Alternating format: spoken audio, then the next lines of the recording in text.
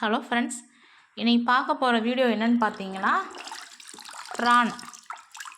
ப்ரானை வச்சு ஃபர்டிலைசர் எப்படி தயாரிக்கிறதுன்னு உங்கள்கிட்ட இப்போ காட்ட போகிறேன். வாங்க பார்க்கலாம்.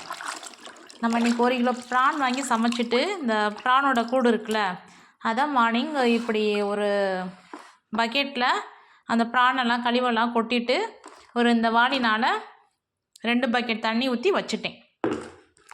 இப்போ ஈவினிங் ஒரு 5 o'clock போல் நல்லா ஊறி இந்த கலரில் வந்துருச்சு. இந்த லிக்விட் ஃபர்டிலைசர் எடுத்து நம்ம எல்லா செடிகளுக்கும் ஊற்றலாம். பாருங்கள்,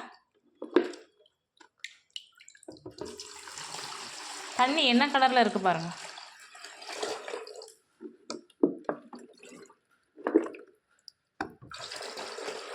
இது இந்த டிப்ஸ் எதுக்குன்னு பார்த்தீங்கன்னா, ரோஸோட செடி இருக்குல்ல, ரோஸ் செடி வேர்லையும் அந்த செடிகள் எல்லா இதுலேயும் தெளித்து விட்டிங்கன்னா புதிய செடி முளைக்கும், மொட்டுகள் அதிகமாக விடும்.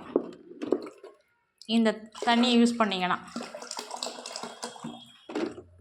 நான் இதை தான் ரோஜா செடிக்கும் மல்லிகை செடிக்கும் ஊற்றிருந்தேன். மல்லிகை செடி கொஞ்சம் ஒரு மாதிரியாக இருந்துச்சு. இது ஊற்றுனதுக்கப்புறம் இப்போ நல்லா வளருது. ஃப்ரெண்ட்ஸ், நீங்களும் இந்த ப்ரான் ஃபெர்டிலைசரை செஞ்சு நீங்களும் உங்கள் செடிகளுக்கு யூஸ் பண்ணி பாருங்கள்.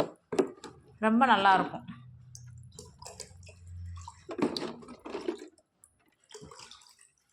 அப்புறம் இந்த கழிவை என்ன பண்ணுறாங்கன்னா, சில பேர் நல்லா ஒரு பழைய சாக்குப்பையில் காய வச்சு மிக்சியில் அரைச்சிட்டு திரும்ப இதை ரோஜாப்பூ செடிகளுக்கு வேர்லனா தூவி விட்றாங்க. லிக்விட் ஃபர்டிலைசர் எடுத்தது போக மிச்சம் உள்ள இந்த இதை ப்ரானோட இதுகளை நல்லா அப்படி இது பண்ணி விட்டு காய வச்சிட்றாங்க. காய வச்சுட்டு இதை ரோசா செடிகளுக்குனா போடுறாங்க. நல்லா க்ரோத் ஆகுது. அப்படி இதை போட முடியலை, தண்ணி மட்டும் போதும்னு சொல்கிறவங்க இந்த தண்ணியை மட்டும் எடுத்து எல்லா ரோஸ் செடிகளுக்கும் ஊற்றுங்க. மல்லிகை, ரோஸு, அப்புறம் எல்லா பூச்செடியும் நல்லா வளருது. செம்பருத்திலாம் நம்மள்ட்ட அந்த வெள்ளை கலர் பூச்சி ஒரு வாடியே போயிடுச்சு செம்பருத்தியெல்லாம். இது ஊற்றுனதுக்கப்புறம் செம்பருத்தி, எல்லோ கலர் செம்பருத்தி 1 பூ 2 பூ தான் பூத்துட்டு இருந்துச்சு. இப்போ 4-5 பூ பூக்குது. நிறையா பிரான்ச்சஸ் பக்கத்தில் அப்படி உருவாயிருச்சு. மல்லிகையும் அதே மாதிரி தான், நிறையா பிரான்ச்சஸ் உருவாயிருச்சு. நீங்களும் இந்த டிப்ஸை ஃபாலோ பண்ணி உங்கள் செடிகளுக்கு ஊற்றுங்க. ரோஸு, செம்பருத்தி, மல்லிகை எல்லாமே சூப்பராக வளரும்.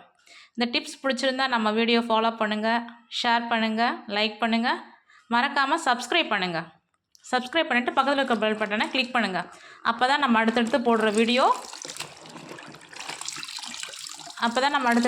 வீடியோ உங்களுக்கு நோட்டிஃபிகேஷனில் வரும். Thank you friends.